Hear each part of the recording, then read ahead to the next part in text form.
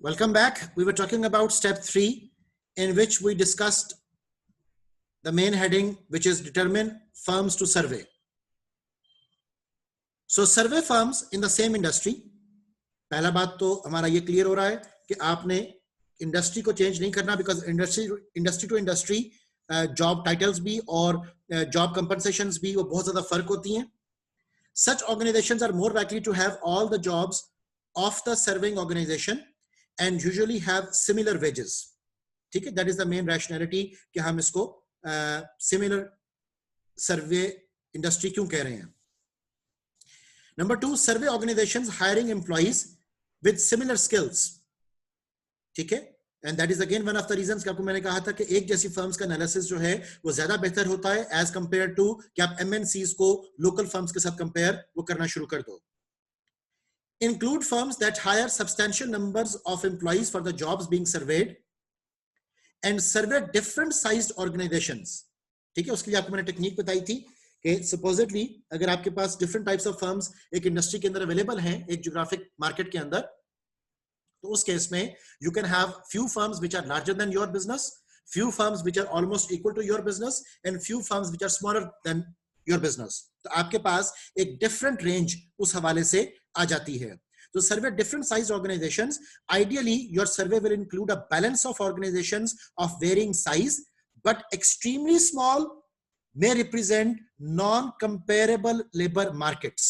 ये एक और बड़ा important point है कि आप किसी बिल्कुल ही इनफॉर्मल सेक्टर में छोटे से कारखाने में जाकर अपना सर्वे कंडक्ट कर रहे हो, तो ऑब्वियसली बेटा वहां से आपको शायद वो वाले रिजल्ट्स ना मिल पाए जिन रिजल्ट्स का आपको ओपन मार्केट में अंदाजा होगा. नाउ द स्टेप 4, और याद रखिएगा कि सारे स्टेप्स अभी तक हमने जो कुछ पढ़ा है ये सारे का सारा आपका प्रोजेक्ट में शामिल है.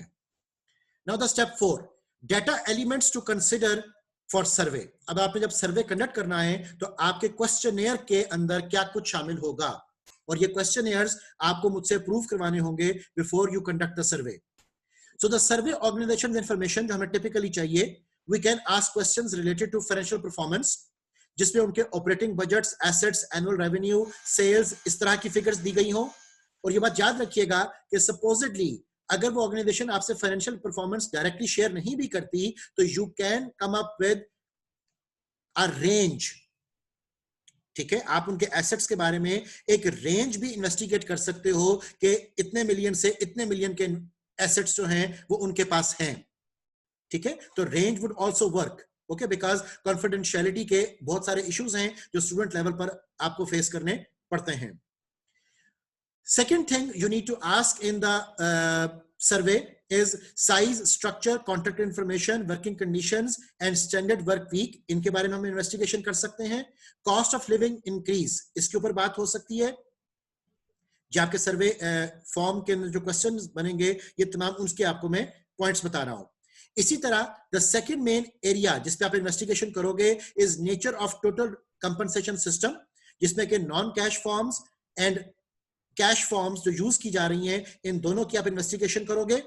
देन इनकम्बेंट एंड जॉब के बारे में इंफॉर्मेशन आपको कलेक्ट करनी है, जिसमें कि जॉब, उसकी nature, number of incumbent in the job, कितने लोग उस जॉब को परफॉर्म कर रहे हैं, एवरेज सैलरी उनकी कितनी है, sum of the salaries divided by number of incumbent, वहां से आपके पास एवरेज सैलरी ऑर्गेनाइजेशन की रिसीव हो जाती है. और अगेन अगर आपको डायरेक्ट सैलरी वैल्यू ना भी मिले तो you can come up with the range of it.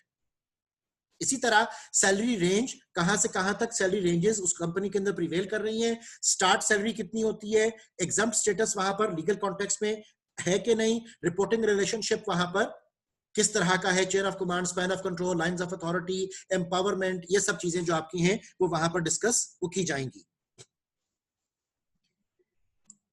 इसके बाद स्टेप 5 पर पहुंचते हैं. स्टेप 5 पे we are designing the questionnaire form.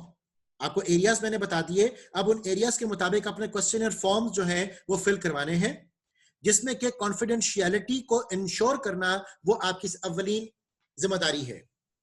ठीक है, सो एश्योरेंस ऑफ कॉन्फिडेंशियलिटी आप उसमें मेंशन करोगे.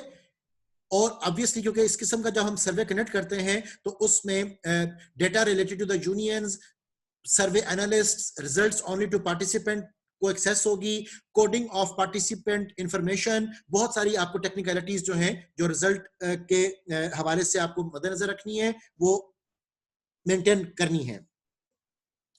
उसके अलावा ऑब्वियसली इन सर्विस के केस के अंदर जो आपके लीगल एस्पेक्ट्स हैं कि आप कहीं पर भी एक कंपनी की जो कॉन्फिडेंशियल इंफॉर्मेशन है उसको लीक आउट नहीं करोगे, ये तमाम चीजें कॉन्फिडेंशियलिटी क्लॉज के अंदर वो दर्ज की जाती हैं। और जैसा आप ये भी बताते हो कि ये the survey conducted is only for the education purpose and no other stakeholder by any means would have the access to the data collected. ठीक है, इस तरह की कुछ एक्सप्रेशंस आपको मिल जाएंगे।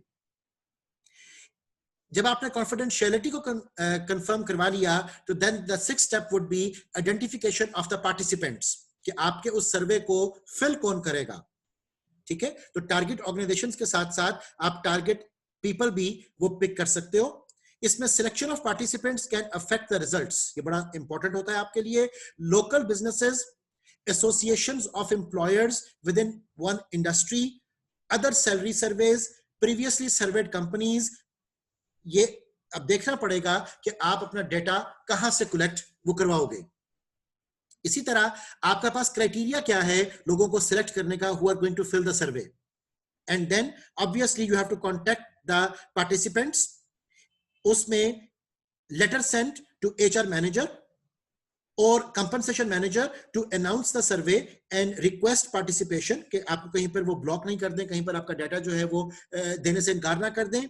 सो this letter should include information on the participation deadlines, contact information for answers to questions. ठीक है, तो ये अगेन कॉन्फिडेंशियलिटी से बात रिलेटेड है, और प्लस लोगों को भी आपने कॉन्फिडेंस में लेना है कि उस ऑर्गेनाइजेशन के बारे में आप एक डेटा कलेक्शन वो करने लगे हो। And all these things I can well understand कि would become very difficult जब तक कि आपका इंडस्ट्री के साथ एक क्लोज लिंक वो ना हो।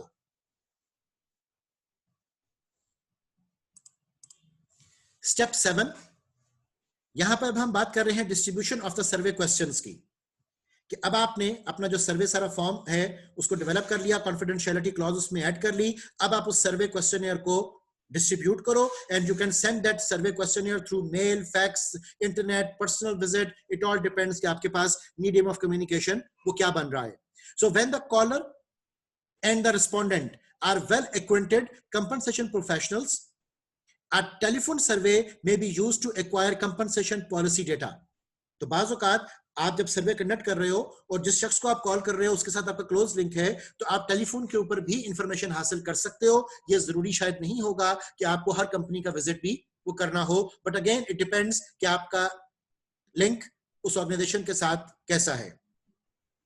Number 2, if the questionnaire is lengthy, you may want to mail it only to participants who respond to the initial letter. Okay, and then mail to the questionnaire either with initial letter in response to a reply from the solicited participant। ठीक है, सो जिसको आपने questions पूछने हैं उसको आप mail भी कर सकते हो। अगेन ये सारी मैनेजमेंट कि आपने किस तरीके से इस सारे मटेरियल को हासिल करना है, that is your whole context of the project. And last but not the least point on the slide is कि a visit by qualified personnel is usually the most productive method of gathering accurate compensation data। And obviously आप in person वहां जाकर visit करो ताकि on ground realities आपको clear हो, इसका कोई नेमुल बदल वो नहीं है। बाकी obviously आप टेलीफोन के जरिए, मेल के जरिए डेटा कलेक्शन जो है वो तो कर सकते हो। Now it is assumed कि once the data is developed and circulated, so step 8 पर now you are collecting back the data। Step 9, you have to assign codes to the responses।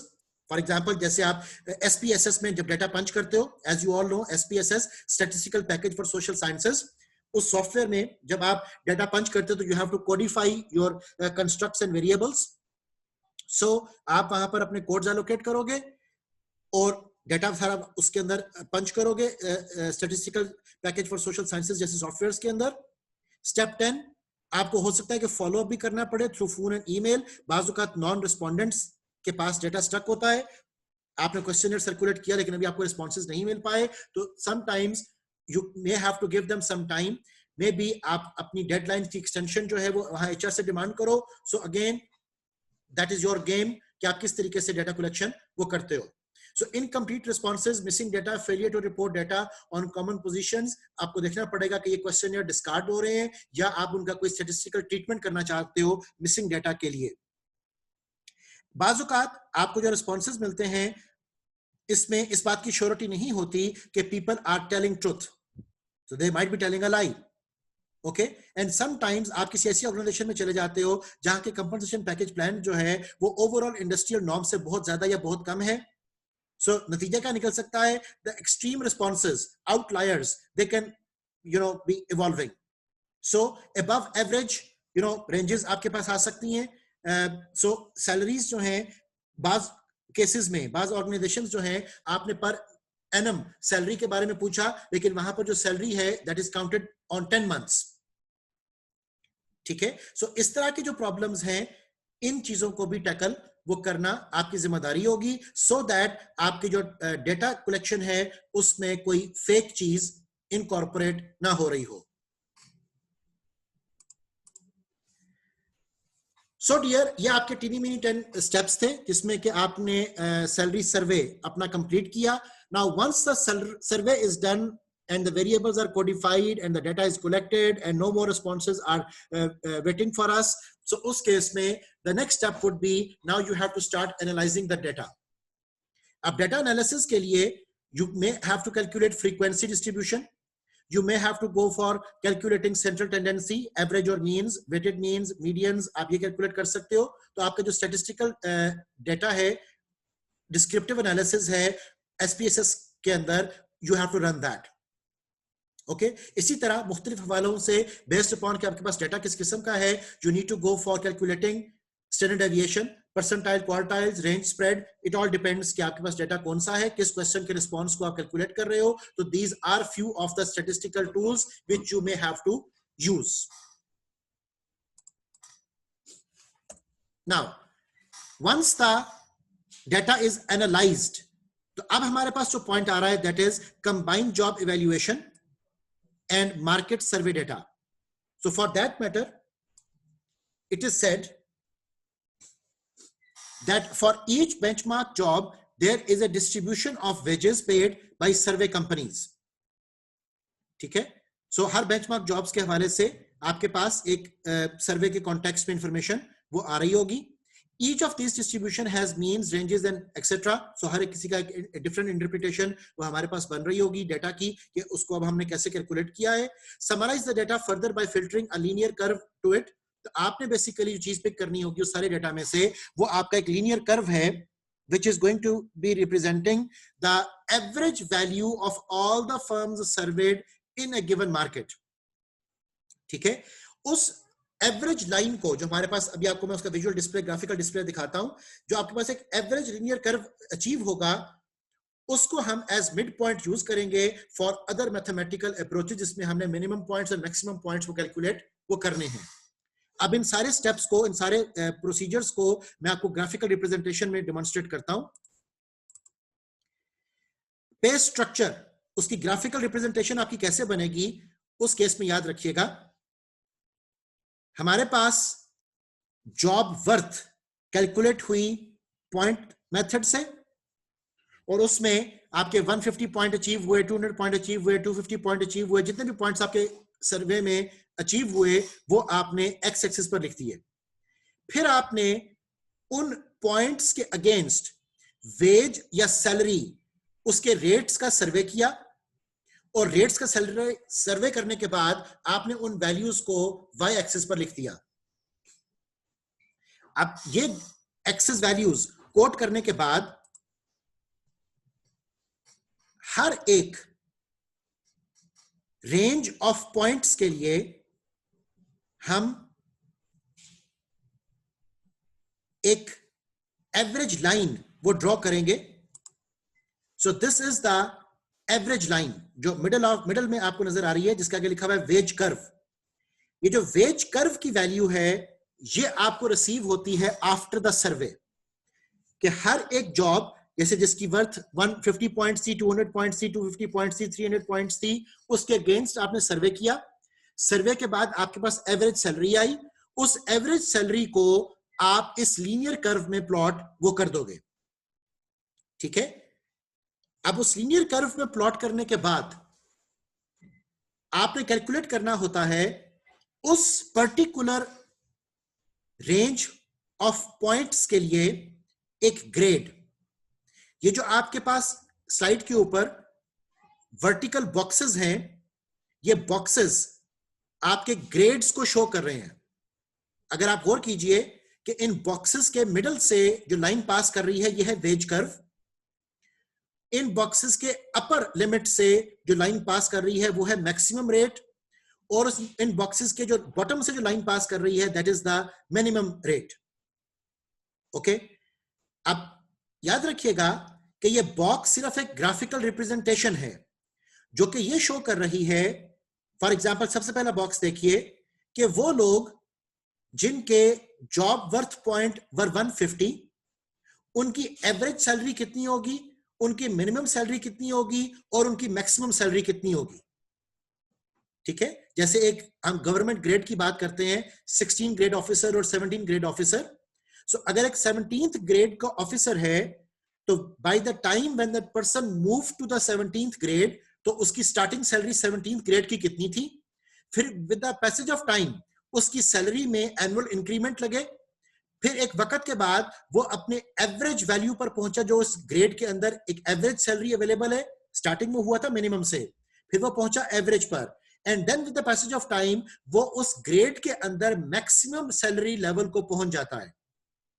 आमतौर पर गवर्नमेंट के पाकिस्तान में कॉन्टेक्स्ट के मुताबिक एक grade के अंदर तकरीबन 20 इयर्स के करीब एक एम्प्लॉय को वो स्टे करना होगा, ठीक है, अनलेस एंड अनटिल कि आप किसी और वजह से प्रमोट वो ना हो जाओ। तो हमारे केस में, गवर्नमेंटल सेक्टर के केस में तकरीबन 20 साल का अरसा आपको लगेगा एक ग्रेड के अंदर मिनिमम सैलरी से मैक्सिमम सैलरी तक पहुंचने में। अब जब आप 17th ग्रेड के मैक्सिमम सैलरी को पहुंच जाओगे तो then you will be move to the 18th grade, ठीक है, जिसको हम मूव ओवर का नाम भी ग्रेड्स के केस में वो देते हैं। सो आपका ग्रेड शिफ्ट हो गया 18th को।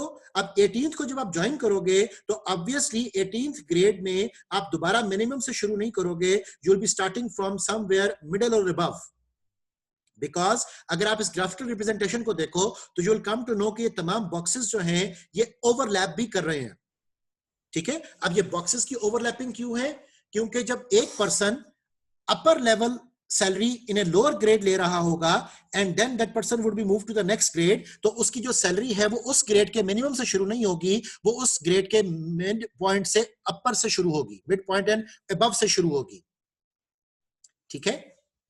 अब इस ग्राफिकल रिप्रेजेंटेशन के अंदर ये जो कैलकुलेशंस हैं minimum rate and maximum rate, इनको कैलकुलेट करने के लिए हमें न्यूमेरिकल फॉर्मूलाज उनकी जरूरत होती है। Now before I move to the formula, ये टर्मिनोलॉजी समझ लीजिए। इन बॉक्सेस की इंटरप्रिटेशन, फॉर एग्जांपल लोअर से अपर तक इज द रेंज, जो मिडिल पॉइंट है जिसमें से वेज कर्व मूव कर रहा है that is known as mid point, और जितना पार्ट एक ग्रेड का दूसरे ग्रेड के साथ ओवरलैप कर रहा है इसको कहते हैं रेंज ओवरलैप। और एक रेंज के अंदर ये जो आपकी हॉरिजॉन्टल लाइंस हैं इनको हम कहते हैं range steps, and these range steps are actually demonstrating the annual increments. Okay, so technically इन तमाम बातों को बेटा समझ लीजिएगा। अभी तक हमने job worth, wage rate, minimum rate, maximum rate, wage curve, range, mid point, range overlap and range steps, इन तमाम टर्मिनोलॉजीज को विजुअली यहां पर देखा है। अब हमारे पास पूरा एक प्रोसेस आता है कि अब आपने सारे को डिटरमिन कैसे करना है, डेवलप कैसे करना है। उसके लिए वो टॉपिक शुरू कर रहा है कि process for setting up and maintaining a salary structure. उसके हवाले से बेटा याद रखिएगा कि सबसे पहले you have to create a complete setup, और सेटअप को क्रिएट करने से पहले आपको कंपनसेशन फिलॉसफी क्लियर होना वो जरूरी है। Now that is the reason जिसके लिए आपको हमने लास्ट सेशन में तमाम फ्रेमवर्क्स जो थे वो कवर करवाए थे, सो दैट आपके पास फिलॉसफिकल डिटेल वो सारी क्लियर हो जाए कि why and how, when and where you are going to develop the system. अब once the compensation philosophy is clear to you, the next step would be develop internal hierarchy through job analysis and job evaluation. हमने ये step कर लिया. Collect and analyze market data, हमने salary survey कर लिया. Establish and refine market target pay line, हमने उस central जो line थी average curve की हमने वो develop कर ली. Assess impact of proposed structure to employees current salaries. अब आपने उसके ऊपर देखना है कि जो proposed हमारे पास salary structure आ रहा है उसका क्या impact हमें receive होगा. Design the structure, उसमें आप minimum and maximum calculate करोगे. Prepare salary plan and then you have to execute the salary. तो ये बेटा आपके पास टिपिकल टेक्निकल तरीका है कि जिस तरीके से एचआर डिपार्टमेंट डिटरमिन करता है कि एम्प्लॉइज की सैलरी को कैसे मैनेज वो करना है. Now, once we have the job structure from job evaluation and the salary rates from the current rates and or market rates, we can create a pay line और पे structure, जिसको मैं बार बार आपके लिए कोट कर रहा हूं कि that is your middle line, जिसको हम पे पॉलिसी लाइन भी वो कह सकते हैं. इसके बाद जो सैलरी रेंजेस हैं वो आप डिफरेंट देख रहे हो कि ये रेड डॉट्स के साथ हम उन डिफरेंट सैलरी रेंजेस जो हमारे सर्वे से आ रहे हैं उनको हम यहां पर प्लॉट कर रहे हैं. And the central line is showing the average of all these dots. अब हमने पे स्ट्रक्चर को फर्दर डिटरमिन करना है. It is said that job, family, executive, managerial, professional, technical, clerical, and craft represent distinct job families. ठीक है, तो आपने अब jobs की कैटेगरीज समझ लो या आपने jobs की फैमिलीज डेवलप करनी है कि एक जैसी जॉब्स को, क्लरिकल जॉब्स को एक जगह पर कंबाइन कर दें, टेक्निकल जॉब्स को एक जगह पर कंबाइन कर दें, मैनेजरियल एंड प्रोफेशनल जॉब्स को आप एक कैटेगरी में रख दें. जैसा अभी आपको चैप्टर के शुरू में मैंने एक एग्जांपल दिखाई थी when we calculated the job evaluation. इसी के साथ साथ आप ज्योग्राफिक एरिया के ऊपर बेस्ड भी अपनी कैटेगराइजेशन वो डेवलप कर सकते हो.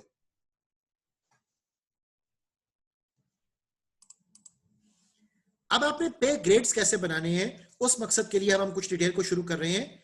It is said that a grade is a horizontal grouping of different jobs. जैसा भी आपको मैंने ग्राफिकल रिप्रेजेंटेशन में दिखाया था कि horizontal grouping of different jobs that are considered substantially equal for pay purposes. कि एक ग्रेड में जो लोग होंगे उनकी सैलरीज मिनिमम से मैक्सिमम के दरमियान में फ्लक्चुएट कर रही होंगी.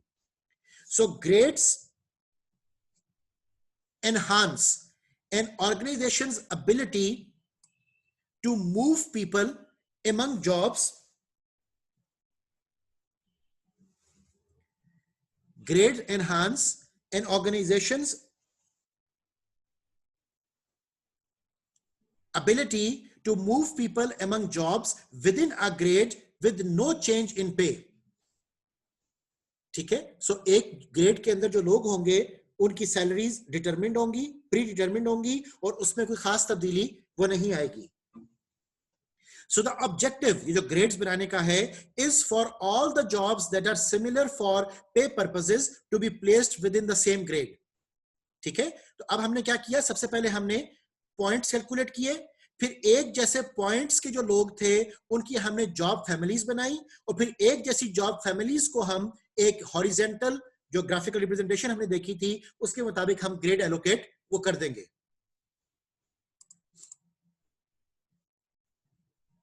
अब कितने पे ग्रेड्स एक कंपनी में होने चाहिए, ये बड़ा एक टिपिकल एंड टेक्निकल क्वेश्चन है, इसको तवज्जो से समझ लें.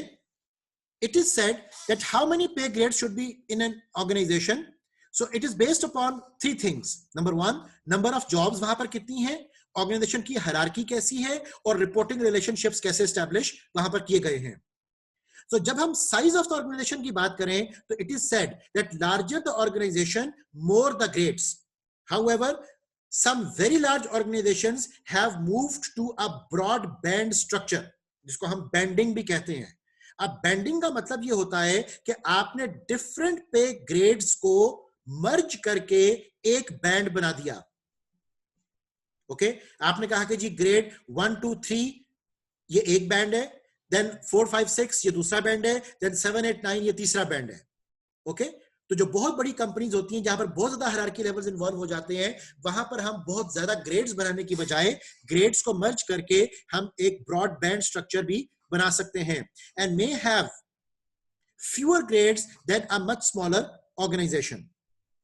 ओके, तो हो सकता है कि टोटल बैंड जो आपके पास बने वो 3 या 4 बने.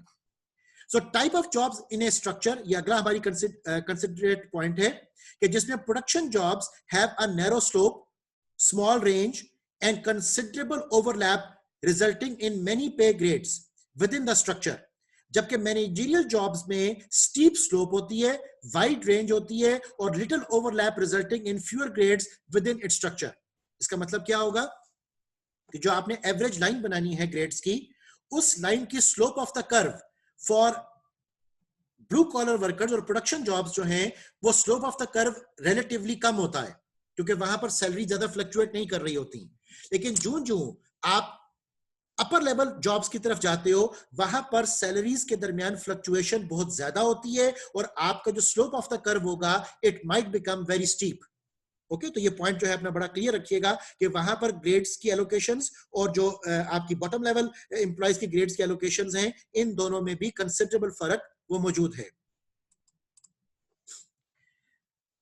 नाउ अब एक ग्रेड से दूसरे ग्रेड के दरमियान डिस्टेंस जो है, जिसको मिड पॉइंट डिफरेंस भी हम कहेंगे, वो किस तरह कैलकुलेट होता है और कितना होता है. इट इज सेड दैट पे distance between grades is commonly calculated using a midpoint to midpoint differential. ठीक है, अब इस mid point two mid point differential को समझाने के लिए आपको मैं वापस स्लाइड पर लेकर आ रहा हूं.